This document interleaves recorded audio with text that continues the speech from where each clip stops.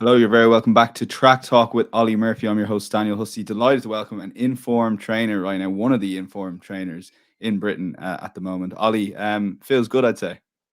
Yeah, they're in good form. Dan, so long may it last.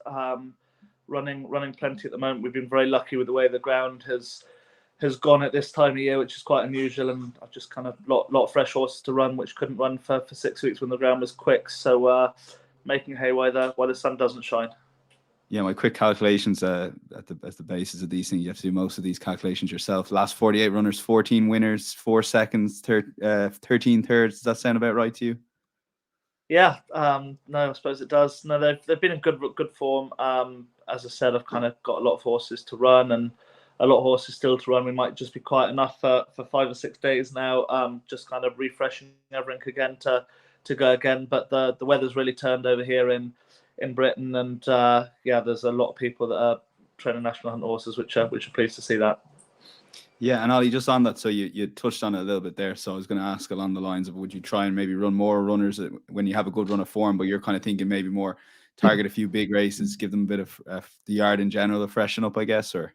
Yeah, listen, it's very much I'm very much someone who doesn't run horses on quick ground, so kind of the weather's turned for me, so I'm probably running more than most at the moment. So yeah, the horses are in good form. They're healthy and well, and winning. And if they're not winning, most of them are galloping the line and running very respectable. So hopefully we've got a wet forecast now for the next few weeks, and we'll carry on being busy now to the end of the season. And just a question on that, so that you kind of wait for soft ground for basically majority of your horses. Is it tough sometimes to get buy-in from owners and seeing the kids across the board when they maybe their local track might be somewhere in January where the ground's just good, so it's very hard to run horses like that? Is that tough in general to keep? I suppose that's the politics of being a trainer, I guess.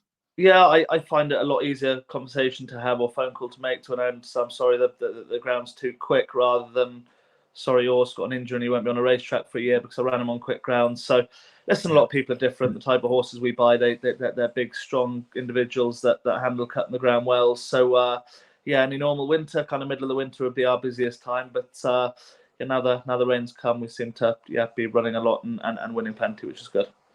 Brilliant, and long may it continue. A few runners on Saturday, a couple of short price favourites actually, New Toxis are Corey's Courage and Lord of Carac. So do you give them a decent chance for getting off the winning mark? Yeah, they have chances. Corey's Courage was a good winner at Huntingdon on her last start. So looking forward to running her. She'll love conditions. Lord of Crack the same. He'll love conditions at Utoxeter. Couldn't be heavy enough for him. I'm just slightly concerned I'm running him back very quick.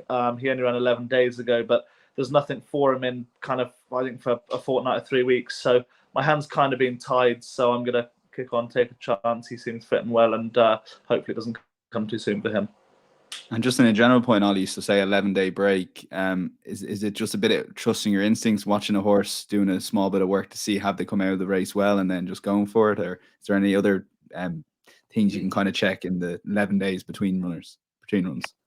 I suppose ideally you wouldn't run one as quick as that after running over 3 miles and fences. But he came out of his run well. He's only had 2 runs this year, and he's training away well at home. And sometimes you don't know until you run them, but I think he'll be okay.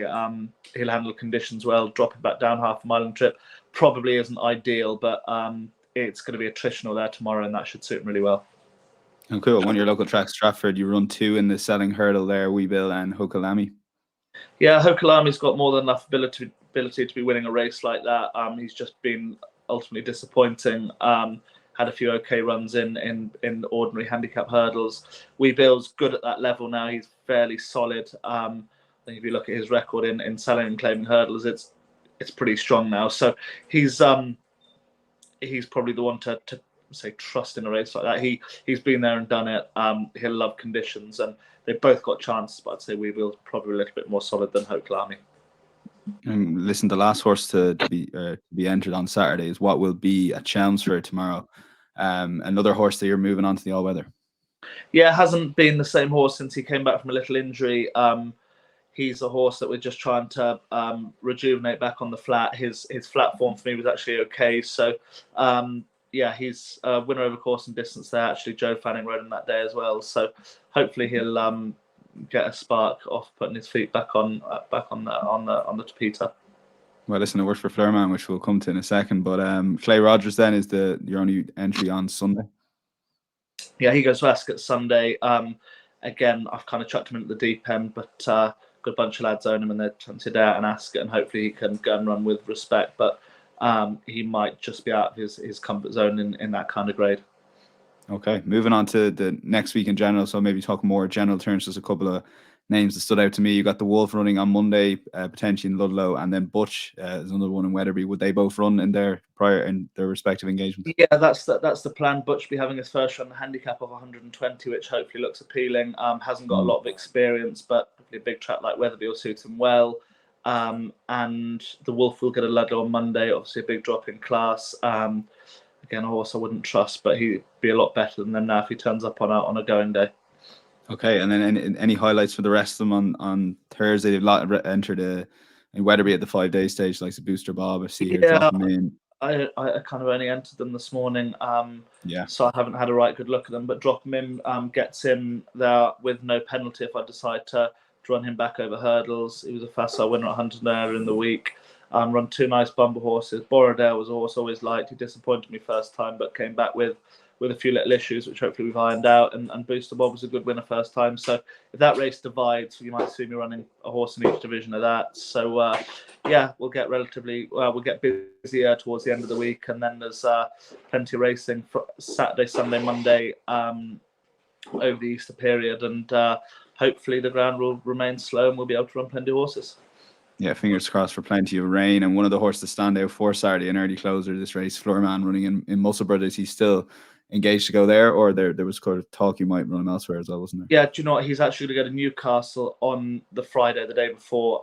Good Friday. For the 2 Mile All-Weather Championships finals. So yeah, he's in really good form. Really happy with him. Hopefully he's progressing well. It's really good prize money, 150,000, and yeah, looking forward to running him. He's in good form, as I said, and yeah, fantastic prize money. Looking forward to having a rattle at a race like that.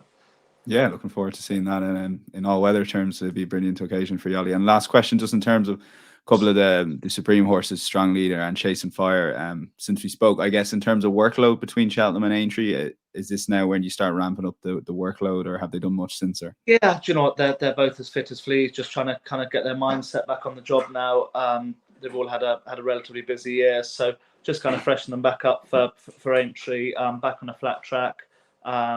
So yeah, looking forward to run the pair of them. Not sure exactly what race either of them are running yet. I'd imagine Strong Leader will definitely run the 2 Mile Novice, but Chasing Fire's got a few different options, whether we step them up half a mile in trip. But looking forward to run the pair of them.